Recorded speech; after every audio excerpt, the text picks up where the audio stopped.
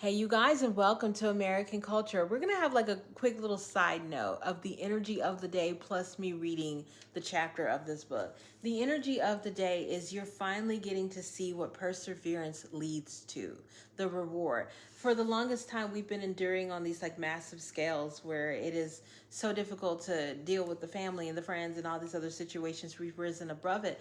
But the fruits of perseverance of actually being committed and staying through hasn't shown up. And as I was getting ready to like do the whole chapter 4 of the book stuff, I mean, it's like stuff starts to fall apart. The microphone stopped working again. I ended up getting makeup in my eye. The stuff I was reading off of didn't translate into the computer. I'd have to take the phone apart to try to like get things to work again. And it just seemed like I was experiencing a mini breakdown. But God was saying, no, flow requires resistance. Even though it's not the kind you're used to, it requires containment. And it was like flow without containment is disaster. And so a lot of times you think that you are experiencing, the devil or some negative energies. That's not what's happening. This is just the natural byproduct of being in the flow is containment. You're going to find, and all that it's doing, the containment helps the flow. These little problems that you're going to encounter when it comes to setting up and doing things are actually going to help you with your flow. I don't know how that is yet, but okay, God. So the day's energy is that if you experience a little bit resistance as you're trying to get into that flow, it's not resistance, it's actually those containing structures being built. And again, I'll have to ask God while I'm on my walk what that means, and I'll get back with you guys later. It kind of capsulizes. With that being said, chapter 4, the open door. We're going to talk about in this chapter about how you move on from that influence-based life, because that is the forced life where you have to wake up and perform and be somebody that you're not all day. And there's always a way out of that, and it's to listen to your intuition. It starts with that first nudge, like with Eve in the garden. Don't touch the fruit. If you don't want to experience the fall, don't touch the fruit. You don't have to even eat it. Just don't touch it. And so a lot of us, we miss those little intuitive nudges that God is giving us to further support what he said or what he's promised. And so chapter 4 is about how to overcome influence so that you can live the intuition-based existence. So we will begin. Like again, I told you guys, this is a rough draft, so it can kind of be all over the place. Obviously, I'll rewrite them and have an editor look over this for whenever I get the chapters ready for the book. But for now, this is like the structure of how I think and how I'm presenting stuff. So, chapter 4, the open door. There comes a moment when you realize that what should have taken 11 days somehow became 40 years. Not because the path was long, but because you kept turning back. In this chapter, we're going to discuss intuition, not instinct, not impulse, but the intuition, that quiet knowing that alignment doesn't need to be proven. God said to me plainly when I was asking him, what's taking so long? I keep feeling like I'm on the edge of a boom here.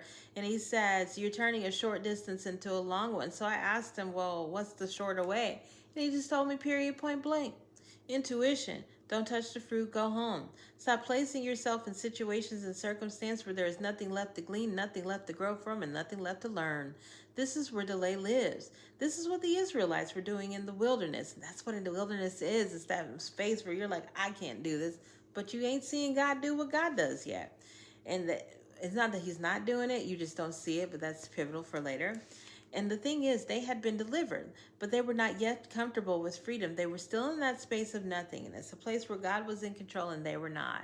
And because they didn't recognize that space, it felt foreign, unproductive, empty, so they longed to go back. Not because Egypt was good, but because doing made them feel useful. Doing gave them a sense of control. They confused movement with meaning. They confused productivity with purpose. And so do we. This is why we believe success comes from titles and paychecks. A paycheck becomes proof. Proof I have degrees, I have tenure, I have experience, I have value. It says to the world, I'm a purposeful because I'm productive. And productivity is what pays me. We understand this concept instinctively when it comes to certain jobs. We see fast food workers striking for higher wages and unions, and many think quietly, this is just fast food. Literally, you're just making food. And while that matters, we don't see it as having the same impact as a neurosurgeon, a specialist, or someone whose role feels rare. People tend to pay for the specialty. But what we're missing is this: specialty is not created by productivity, specialty is created by calling. What people are actually longing for is not a better title or a better wage. They're longing to live in alignment with what their spirit has been called into being, and that calling is rare. It's so rare that it sets you apart. This is what holiness actually is. Holiness is not moral perfection, it's separation. It's being set apart from the constant influence of a world that urges you to bite without reason, without discernment, and without true knowledge. God anticipates that one day you will recognize this about yourself, that you will acknowledge your holiness not as arrogance but awareness. You're not meant to touch everything presented to you. You're not meant to test every door. You're not meant to prove that yourself right through constant motion. Holiness is linked to the all knowing, and intuition, that all knowing, is how you hear Him. The open door is not that the one that requires force, it's the one you recognize because you no longer doubt yourself to walk through it.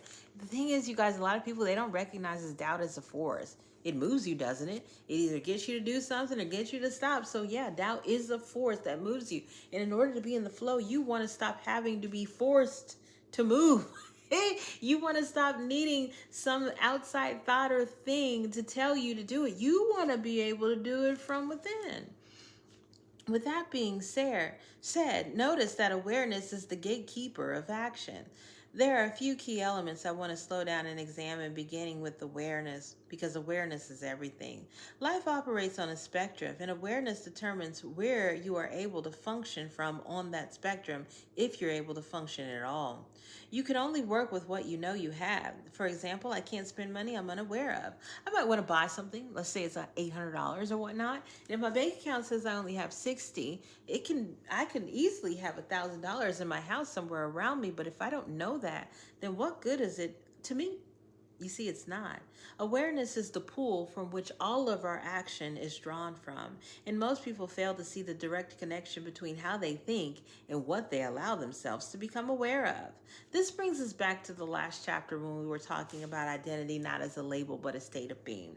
Am I peaceful? Am I anxious, fearful, content? Each state of being, they all carry their own thoughts like branches to a tree. An anxious person does not naturally think of sunshine. A fearful person does not casually think of abundance or safety. And when you choose a state of being, whether it's consciously or unconsciously, you also choose the thoughts that come with it. And those thoughts determine what you begin to look for in the world around you. You see, this is how awareness is shaped. Most of us have mastered presence. We almost always are seeking, looking ahead, scanning outward, and anticipating. We live in search mode. Presence doesn't come until much later, but for now, it's important for us to understand the pattern. Having a little difficulty with that, what do you call that? Paragraph, I'll fix it later. We think a thought and then we scan our environment looking for confirmation of that thought. Once we find it, we become aware of it and everything else fades into the background. I like to demonstrate this with a similar experiment. I hold up a piece of paper with 9 colored dots on it and point to the green dot, and I tell people, stare at this dot. And then I put the paper down and I ask them, where was the orange dot? You see, the thing is, the orange dot didn't go away. It's just most people didn't look for 9 times out of 10, people don't know. And that's how influence works on awareness. Influence tells you what to look for. It places the thought in your mind. This is what happens when we live from the outside in, when we allow the external world to inform the internal one. The external telling begins to replace intuitive knowing, that nudge, the discernment, the Holy Spirit. And intuition cannot clearly speak in a mind that has already committed itself to stress, control, anxiety, you name it. Once you choose influence over intuition, influence becomes the mold for your thoughts. This is why so many people choose paths with step-by-step formulas. College, anyone? You see, because if ABC equals ZYD, then individually has been lost, and it gets replaced by scripts for what success is supposed to look like. And success, once again, is measured by productivity, at least in the world. Do you see how this keeps looping back? We cut intuition out of our lives. We replace it with influence, just like Eve did.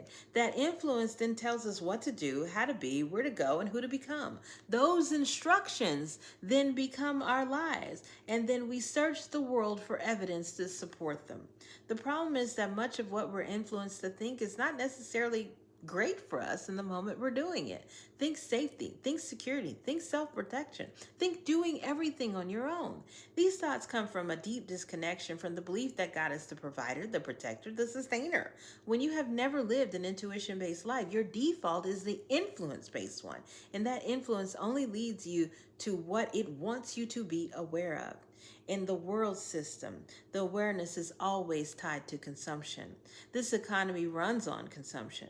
For it to function, it needs consumers, and influence is designed to keep people consuming ideas, identities, lifestyles, fears, and trends. That's the reason why you need to think safety and security. There's a lot of things out here the world wants you to need to consume in order to try to feel that you've done and accomplished that on your own. The thing is, because the world runs on this kind of consumption, that's why we have these things called influencers and creators. And I want to be very clear to you guys here. What I'm saying is not an attack on people, it's an examination of the systems.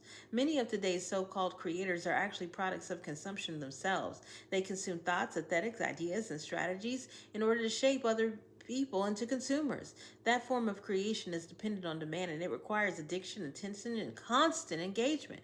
That is not God's source of creation. God's creation doesn't require consumption to validate it. It flows from intuition, not influence. It does not manipulate awareness, it reveals it.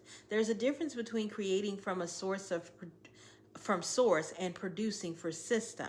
And when you live by intuition, God governs what you become aware of. When you live by influence, the world does. And that difference determines whether you walk through the open door or spend 40 years circling it. So I have a little bit of things to work out in that chapter, how to better link how influence will constantly have you circling or not getting into that greater thing, because it does.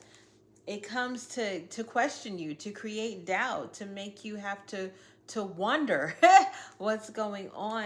And there can be so much of that it overwhelms your inner voice, that intuition, and a lot of people so much they don't even know what their intuition is saying to them. They're like Eve, who's just adding in intuitive things but not really noticing the importance of it. Don't touch was a big deal. And had she listened to that, we would have never experienced the fall.